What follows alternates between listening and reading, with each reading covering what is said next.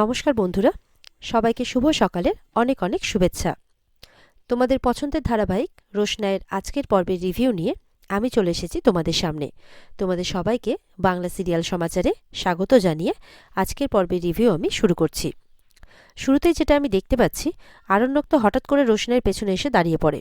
আর রোশনাই সেটা লক্ষ্য না করে রোশনাই যখনই পেছনে ঘুরতে যায় তখনই আরণ্যকের গায়ে ধাক্কা লেগে রোশনাইয়ের হাতের প্লেটটা খাবারটা সম্পূর্ণ পড়ে যায়, আর আরণ্যকের গায়েও কিছুটা লাগে। আরণ্যক তো রোশনাইয়ের উপর চিৎকার করতে থাকে, তুমি কি কিছু দেখতে পাও না? আজকাল তো অবশ্য আদিত্য কাপুর ছাড়া কিছু দেখতেই পাও না। সেটাই তো প্রশ্ন, দেখতে পাও না কেন? এইভাবে উল্টোপাল্টা কথা বলছে। তখন রোশনাই বলছে, আমি সত্যি স্যারজি আপনাকে লক্ষ্য করিনি। সেখানে তখন রুদ্রগুরুজি, আদিত্য কাপুর সবাই চলে আসে, আর ওদিক থেকে গরিমা, সুরঙ্গমা এরাও আসে। গরিমা সুরঙ্গমা তো রোশনাইকে দেখে কেমন করতে থাকে। ওদের তো শুধু একটা ছোট্ট বাহানা চাই রোশনাইকে কথা শোনানোর, আর এর থেকে সুন্দর বাহানা তো আর কিছু হতেই পারে না। রুদ্রগুরুজি তো চুপ করে দেখছেন, ব্যাপারটা বোঝার চেষ্টা করছেন। আর আদিত্য কাপুর এসে বলছে যে, কি ব্যাপার রোশনাই, ও তোমার সাথে ধাক্কা লেগে বুঝি খাবারটা পড়ে গেছে? তুমি ঠিক আছো তো? আরণ্যককে বলে, দেখুন এটা একটা অ্যাক্সিডেন্ট মাত্র, আপনি এরকমভাবে কথা শোনাচ্ছেন কেন? গরিমা আর সুরঙ্গমা এসেও তো উল্টোপাল্টা বলতে থাকে যে, তুমি কি এগুলো ইচ্ছে করে করো? তুমি কি আরণ্যককে ছাড়া কোনো কিছু দেখতে পাও না নাকি? শুধু আরণ্যকের সাথে ধাক্কা লাগার আর আরণ্যকের সাথে কথা বলার বাহানা খুঁজতে থাকো। আদিত্য তো বলছে এটা একটা অ্যাক্সিডেন্ট মাত্র, এইভাবে আপনারা কথা বলবেন না, এটা একটা পাবলিক প্লেস। তখন ওরা বলছে, এটা আমাদের পার্সোনাল ম্যাটার, আপনি ঢুকতে যাবেন না এর মধ্যে। বলে, যদি পার্সোনাল ম্যাটারই হতো তাহলে একটা পার্সোনাল রুমে গিয়ে কথা বলতেন, এইভাবে পাবলিক প্লেসে কথা বলতেন না। তাই এটা আর কোনো পার্সোনাল ম্যাটার নেই। আর আরণ্যককে বলছে, কি এমন বড় ক্রাইম করেছে রোশনাই? তোমার একটা শার্টই তো নষ্ট হয়েছে। ধরে নাও যে তোমার কোনো পুরনো বন্ধুর জন্য তোমার একটা শার্টই না হয় নষ্ট হলো। তাছাড়া তুমি তো এখন গাড়ি করে বাড়িই ফিরবে। গরিমা বলছে হঠাৎ করে, কোনো বন্ধু নয়, আশ্রিতা সেলটার দিয়েছিল মাত্র, যখন ওর কাছে কোনো ঘর ছিল না, ব্যাস এইটুকুই। এদিকে তো বাবলু বলছে মিনির বাবাকে যে, তোর মেয়ে ওই বস্তিতে গিয়ে থাকবে? তো বলে যে, আমার মেয়ে যদি বস্তিতে থাকার ভাগ্য করে আসে সে না হয় থাকবে, তোরা না হয় পরিচয় দিবি না। তখন তনুশ্রী বলছে, ঠিক আছে বর্দা, তারপর যাতে মিনি এই বাড়িতে না আসে। তখন মিনির বাবা বলছে যে, দেখো তনুশ্রী, এই কথাটা কিন্তু তোমার মুখে মানায় না, কারণ এই বাড়িটা কি তোমার একার? সেটা তো নয়। তাই তুমি এই ব্যাপারে কোনো কিছু বলতে পারো না। হ্যাঁ, যদি মা বাবা বলেন তাহলে আমি না হয় শুনে নেব। ছোটকে বলছে যে, যাও ছোট, তুমি বরঞ্চ লালনের বাড়িতে গিয়ে কথা বলো, ওর যদি কোনো অসুবিধে না হয় তো আমি বিয়ে দিতে রাজি আছি। বলে, আজ অবধি তো আমার মেয়ের জন্য কেউ ভালোবেসে চকলেট নিয়ে আসেনি, এমনকি কেউ ওকে ভালোবেসে বিয়ের প্রস্তাবও দেয়নি।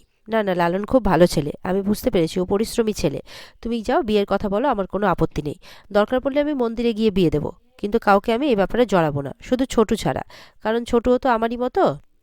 এদিকে তো রঞ্জন গুরুজি আবার রোশনাইকে বলছে, এই মেয়েটা যেখানেই যাবে সেখানে একটা করে অশান্তির সৃষ্টি করবে, আর সবখানেই ওর সাথে এরকম হয়। ওদিকে স্টেজেও ওরকমভাবে পড়ে গেল, তাই স্টেজ ওখানকার লোকজনরা দয়া করে ওকে কোয়ালিফাই করিয়ে দিল। কিন্তু জীবনে কিভাবে কোয়ালিফাই করবে তুমি জীবনে চলার পথে? তখন রুদ্র গুরুজি বলছেন যে, রঞ্জনজি, জীবনে তো হার জিত আছেই, আর কম্পিটিশনে হার জিত এটা খুব কমন ব্যাপার। কেউ জেতে তো কেউ হারে, আবার কেউ ইচ্ছে করে হেরে যায় বলেই কেউ জেতে, এরকম কথা বলছে আর কি রুদ্রগুরুজি। তখন গরিমা তো এই কথাটা শুনে একটু অবাক হয়। আরণ্যক আবার একটু ভয় ভয় পাচ্ছে যে সত্যিটা আবার সামনে বেরিয়ে না চলে আসে। গরিমা বলছে, কি বলতে চাইছেন আপনি? বলে, আমি আপনাকে কিছু বলিনি, আমি রঞ্জনজিকে বলেছি। আর উনি একজন এত বড় মাপের গুরুজি হয়ে এই সাধারণ শিক্ষাটা ওনার জানা নেই? গরিমা তো বলছে যে, ও এত সুন্দর শার্টটা আমার সাথে ম্যাচিং করে কিনেছিল পরবে বলে, আর শার্টটা পুরো নষ্ট করে দিল। তখন সুরঙ্গমা বলছে, গরিমা, শার্টটা বড় কথা নয়, ও চাইলে এরকম শার্ট হাজারটা কিনতে পারে, কিন্তু বড় কথা হচ্ছে রোশনাইয়ের স্বভাবটা। পুরনো স্বভাব দেখছি বদলায়নি, ও বেছে বেছে আরণ্যককেই ধাক্কাটা মারছে কেন? তখন আরণ্যক বলছে, চোখে কি দেখতে পাও না নাকি? রোশনাই কিন্তু আর সহ্য করতে পারছে না। রোশনাই বলছে, stop it, just stop it. অনেকক্ষণ ধরে আমি আপনাদের এই সমস্ত কথাবার্তা শুনে যাচ্ছি, অনেক অপমান করেছেন। আপনারা শুধু বেছে বেছে আমাকেই অপমান করছেন কেন? স্যারজিকে কেন কিছু বলছেন না? উনিও কি চোখে দেখতে পাননি নাকি? রোশনাই যখন প্রতিবাদ করতে শুরু করে তখন এটা দেখে আদিত্য কাপুর আর রুদ্র গুরুজি খুব খুশি হন। রোশনাই চিৎকার করে বলছে যে, উনিও তো চোখে দেখতে পাননি, তাহলে এখানে চিৎকার করে আমাকেই কেন অপরাধ, মানে অন্যায়, আমি যে অন্যায় করেছি এটা বারবার বলা হচ্ছে, বা আমাকেই আঙ্গুল তুলে দেখানো হচ্ছে, আমাকেই অপমান করা হচ্ছে কেন? আরণ্যকরা তো অবাক হচ্ছে, ওরা কখনো ভাবতেই পারেনি যে রোশনাই নিজের জন্য স্ট্যান্ড নিতে পারে। আরণ্যককে বলছে, রোশনাই, আপনার কি মনে হয় আমি ইচ্ছে করে এটা করেছি? আপনি তো ভালো করেই জানেন যে আমি ইচ্ছে করে করিনি, এটা শুধুমাত্র একটা অ্যাক্সিডেন্ট ছিল, তাহলে কেন এরকমটা করছেন? আর এই যে বারবার করে বলছেন না আমার কথা, তো একটা কথা বোধহয় আপনি ভুলে গেছেন যে আমি আপনাকে বারবার করে ফিরিয়ে দিয়েছি। আমি কিন্তু আপনার মনোযোগ আকর্ষণ করার চেষ্টা করিনি। বুঝতে পারছেন তো আমি কি বলতে চাইছি? যে আমি আপনাকে বারবার করে ফিরিয়ে দিয়েছি, আপনি আমার কাছে বারবার করে এসেছেন। একটু মনে করে দেখুন, ঠিক মনে পড়ে যাবে। রোশনাইয়ের কথা শুনে তখন গরিমা, সুরঙ্গমা, আরণ্যক সবাই চুপ করে যায়। এদিকে ছোটু এসেছে লালনের কাছে। লালন ছোটুকে দেখে বলছে যে ছোটুদা, তুমি আমাদের বস্তিতে? ছোটু বলছে, কেন, আসতে নেই বুঝি? এর আগে কখনো আসেনি? বলে, না না, সেটা নয়, সে তুমি আসতেই পারো। আসলে আমার বোধহয় ওইভাবে তোমাদের বাড়িতে কথাগুলো বলে আসা উচিত হয়নি। আমার জন্য খুব সমস্যা হয়েছে, তাই না বলো? ছোটু বলছে যে, মানে ছোটু কিন্তু চুপ করে থাকে কিছুক্ষণ। লালন বলছে যে, আসলে আমি বুঝতে পারছি আমার বলে আসা কথাটা তোমাদের বাড়ির জন্য অনেক বড়ই ধাক্কা। তোমাদের পক্ষে কি আমার ওই কথাগুলো সহ্য করা সম্ভব? তখন ছোটু বলছে, তুই কি আমাকে ওই দলে ফেলছিস নাকি রে? ছোটদের পরে বলছে, ঠিক আছে, আর কিছু বলবি? বলে, না, আর কিছু বলার নেই।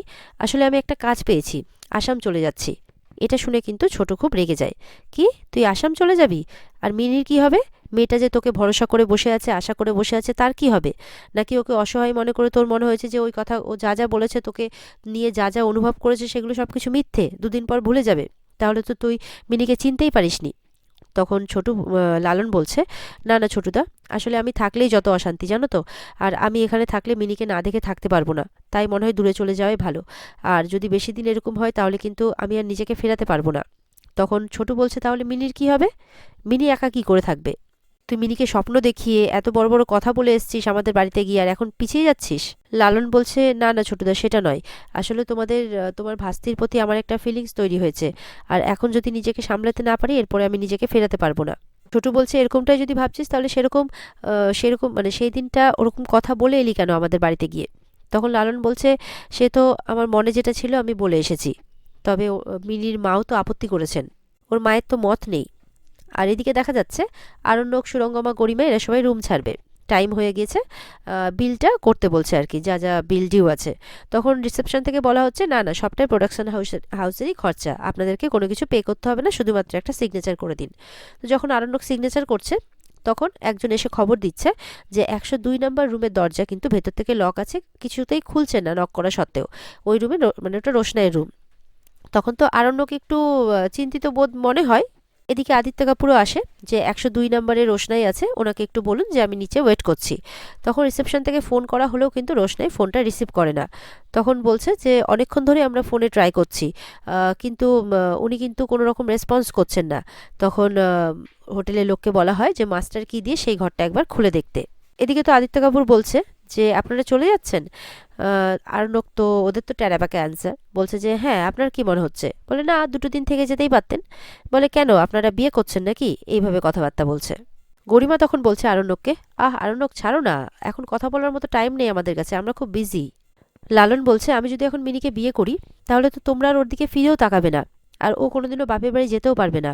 এটা ওর জন্য খুব বড় পানিশমেন্ট হবে। না না, আমি ওর এত বড় ক্ষতি করতে পারবো না। তাছাড়া আমার একার ভালোবাসাতেই কি সব হয়ে যাবে? ওদিকে ওর বাবা আছে, মা আছে, আরও সবাই আছে। ছোটু তখন বিরক্ত হয়ে বলছে, না রে, আমার বরঞ্চ যাওয়া উচিত, আর তোর সাথে কথা বলা উচিত নয়। তখন লালন বলছে, তুমি তো বলতে এসেছিলে কিছু কথা। ছোটু বলছে, হ্যাঁ, বলতে তো অনেক কথাই এসেছিলাম, কিন্তু এখন তোর কথাগুলো শুনে মনে হচ্ছে যে আমার আর মনে হয় সেই কথাগুলো বলে কোনো লাভ হবে না। লালন জোর করলে ছোটু বলছে যে, কেন, তুই যখন কালকে যে এই কথাটা বলে এলি আজকে সেই কথার থেকে পিছিয়ে যাচ্ছিস, তখন তোর সাথে তো কথা বলে আমার কোনো লাভ নেই। তখন লালন বলছে, বলো না, বলো না, মিনি কেমন আছে? ছোটু বলছে, সেটা জানার অধিকার তুই হারিয়েছিস। লালন বলছে, কেন ছোটুদা, কি এমন কথা বলেছি আমি? ওই বাড়িতে তো সবাই রিয়াক্ট করে, পারলে আমাকে ঘাড় ধাক্কা দিয়ে বের করে দিতে চায়। আর আমি তো খুব একটা ভালো ছেলে নই, আর তোমাদের ভালোর সাথে আমার ভালো ম্যাচও করে না। আমি একটা ডাক দিলে 1000টা ছেলে চলে আসবে, ভাঙচুর করবে। আর কতদিনই বা এই অপমানটা আমি সহ্য করব বলো তো? আমিও তো মানুষ। এইভাবে বলছে লালন ছোটুকে। এদিকে তো আরণ্যকরা আদিত্য কাপুরকে জিজ্ঞাসা করছে, তা রোশনাই এখন কোথায় যাবে? আপনার সাথে বুঝি? তখন আদিত্য কাপুর বলছে, সেটা উনি ডিসাইড করবেন, উনি কোথায় যাবেন। যদি আমার সাথে যান তো আমি খুব খুশি হব, কারণ মুম্বাই শহরে তো ফ্ল্যাট পাওয়া খুব একটা মানে সহজ ব্যাপার নয়, হিরো হওয়াটা খুব সহজ ব্যাপার। তখন আরণ্যক বলছে, হ্যাঁ, আপনার মতো বন্ধু থাকতে চিন্তা করার কারণ কি? তখন আদিত্য কাপুর বলছে, সত্যিই তাই, বন্ধু শুধু মুখে বললেই হয় না, বন্ধুত্বের দায়িত্বগুলোও পালন করতে হয়। তখন আরণ্যক বলছে, কি বলতে চাইছেন আপনি? ইতিমধ্যেই কিন্তু ওদিকে রিসেপশনে ওরা জানতে পারছে, মাস্টারকে দিয়ে খুলে দেখে যে রোশনাই কিন্তু অজ্ঞান হয়ে গেছে। এই কথাটা বলতেই আদিত্য তো অবাক হয়ে যায়। এদিকে আরণ্যকও দেখা যাচ্ছে অবাক হচ্ছে। তখন আদিত্য তো ছুটে যায়। আরণ্যকও যখন ছুটে যাচ্ছে তখন গরিমা বলছে যে কী ব্যাপার আরণ্যক, তুমি কোথায় যাচ্ছ? আমাদের ফ্লাইট আছে কিন্তু। বলে না, একটু দেখে আসি। বলে তোমার দেখে আসার কি দরকার, এখানে যথেষ্ট লোক আছে দেখে আসার। তখন আরণ্যক বলছে না না, একবার দেখে আসা উচিত। তখন আরণ্যকও চলে যায় দেখে আসার জন্যে। লালন তো বলছে দুদিন পর দেখবে মিনি ভুলে যাবে। তখন ছোটু বলছে কেন তোর এরকমটা মনে হলো? ও অসহায়, ও আর 5 জনের মতো নয় বলে তোর এরকমটা মনে হলো যে মিনি তোকে দুদিন বাদেই ভুলে যাবে? ও হয়তো আমাদের মতো স্বাভাবিক নয় লালন, কিন্তু ওর একটা সোনার মতো মন আছে। না হলে কি অত সুন্দর গান গাইতে পারে বল? এরপরে তো কথাবার্তা হওয়ার পর ছোটু বলছে আসলে একটা কথা বলতে এসেছিলাম তোকে, বরদা পাঠিয়েছিল। বলে হ্যাঁ বলো, কি কথা? বলছে যে তোদের এখানে একটা মন্দির আছে না, তো দাদার তো অত সামর্থ্য নেই যে ধুমধাম করে বিয়েটা দেবে, আর আমাদের বাড়ি থেকে সবাই মানবেও না, তো সেই জন্য বরদা বলেছে যে যদি এই মন্দিরে তোরা বিয়েটা করে নিস, ওরা থাকবে, ওরা আশীর্বাদ করবে। তখন এটা শুনে তো লালন খুব খুশি হয়ে যায় যে এটা কি বলছো তুমি, এটা সত্যি? বলে হ্যাঁ, কিন্তু এখন তো এসব কথা বলে কোনো লাভ নেই, ছোট বলছে। বলে না না, তুমি কি মনে করো আমরা বস্তিতে থাকি বলে কি আমরা মানুষ নই? আমরা কিন্তু, আমাদের কিন্তু মেরুদণ্ডটা সোজা। ছোট বলছে হ্যাঁ, কিন্তু এখন এসব কথা বলে কি লাভ, তুই তো চলে যাচ্ছিস কোথায় একটা। ছোট বলছে তোর কি আর কিছু বলার আছে? বলে বলার আর কি, যখন ওনারা মেনে গেছেন তখন আমি এবার মিনিকে খুব সুখে রাখবো। আমি খুব রোজগার করবো আর মিনিকে ভালো মতো রাখারই চেষ্টা করব। তখন ছোটু বলছে তোর বাড়িতে মা আছে তো? বলে আমার বাড়িতে মা বোন সবাই আছে, বাবা সেই ছোটোবেলাতেই মারা মারা গেছেন। তো আমাদেরও বাড়ি ঘর সবই ছিল, ভালোই ছিল সব কিছু, কিন্তু বাবা মারা যাওয়ার পর কোনো কিছু আর ধরে রাখতে পারিনি, তাই তো সবাইকে নিয়ে এখানে চলে এসেছি এই বস্তিতে। তখন ছোটু বলছে তোর কী ছিল না ছিল ওটা আমার জেনে লাভ নেই, তোর অতীত জেনে আমার কোনো লাভ নেই। তোর বর্তমানে যেটা আছে আমি সেটাতেই তোকে চিনি, তোকে দেখেছি, আর এটাতেই আমি খুশি। লালন বলছে মিনি জানে তো? বলে হ্যাঁ ও জানে, ও খুব খুশি, আর তুই যখন একবার ওকে কথাটা দিয়েছিস তখন তুই ওকে অবশ্যই বিয়ে করবি। এদিকে সুরঙ্গমা গরিমাকে বলছে চলো আমাদেরকেও যেতে হবে। গরিমা বলছে নো ওয়ে, আমি কিছুতেই যাব না। বলছে যেতে হবে, চলো, ওখানে তোমার হাজবেন্ড আছে, তাকে তো ফিরিয়ে আনতে হবে। এই বলে গরিমাকে ধরে নিয়ে যায়। আর এদিকে তো আদিত্য কাপুর রোশনাই তো নিচেই বসেছিল, নিচে বসা অবস্থাতে অজ্ঞান হয়েছিল। তখন তাকে কোলে করে নিয়ে বিছানাতে শোয়ায়। আর রোশনাই রোশনাই বলে ডাকছে, কিন্তু রোশনাই কোনো সাড়া দিচ্ছে না। ইতিমধ্যে আরণ্যকও এসে পৌঁছয়, বিছানায় বসে, আর রোশনাইকে দেখে অবাক হয়। আর এখানে আজকের পর্ব শেষ হয়ে যায়। তো বন্ধুরা, এই ছিল আজকের পর্বের রিভিউ। ভালো লেগে থাকলে অবশ্যই পর্বকে লাইক, কমেন্ট আর চ্যানেলকে কিন্তু সাবস্ক্রাইব করতে ভুলবে না। আর পর্বের বিস্তারিত দেখতে অবশ্যই স্টার জলসার পর্দায় তোমরা নজর রাখবে। তাহলে দেখা হচ্ছে আগামীকালকে নতুন পর্বের রিভিউ নিয়ে। ততক্ষণ সবাই ভালো থাকবে। টাটা।